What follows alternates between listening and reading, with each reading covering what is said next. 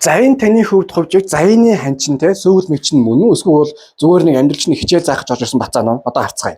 3 хөзөр байна. Аль нүдэн тусан сайхан сонгоорой. 2 ч солиорч байна. 2 өдөр байна. 3 2 1. Эхний хөзрийг сонгосон хүн бол ер нь таны бодож байгаа хүн чинь таны заяаны хань шинхэн хайртай бас тийлээ амьдралынхаа бас одоо юуг туулах хүн мөн үү гэвэл мөн байна. Гэхдээ зүгээр туулаа гэдэг сайхан тийм өсөж шиг амар сайхан жаргаж ирсэн бол биш. Нэгс нь туулах зүйл их байгаа. Тэрийг бас одоо эвтэйхэн чиглүүлэх, эвтэйхэн зохицуулахтай хэрэгтэй бол хоёр зөндөө байгаа. Бас хизээ дутуугаа сайхан нөхөд одоо сайхан бие биенээ сайхан дэмжиж явбал бас ойлгоод нэг нь чирүүл явбал маш сайн байна.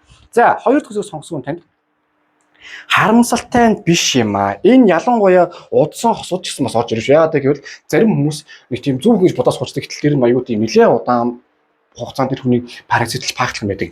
Энэ нөхцөл сонгосон хүнтэй энерги цэвэрлэх хэрэгтэй бол байна. Тэгэхгүй бол хүний зөв одоо өөрийн хүнийг одоо нэг хүнийг зөв хүн гэж маш их бодоод тэрэндээ их тийм хичээж гүрийгээд зөв хүн юм гэж хичээсээр бодол өөрийгөө алдаж, өөрийгөө гэмтэх, өөрийн сүнсээ гэмтэх зүйл зөндөө болоод байна. Агтлаа хүн чинь таныг гэмтээ зүнсэж гэмтэж нэг ядрааж байгаа нэг юм бодохгүй байгаад байгаа учраас энэ хүнээс ер нь холдох эсвэл энерги сайхан цэвэрлэх танд хэрэгцээ бол байна.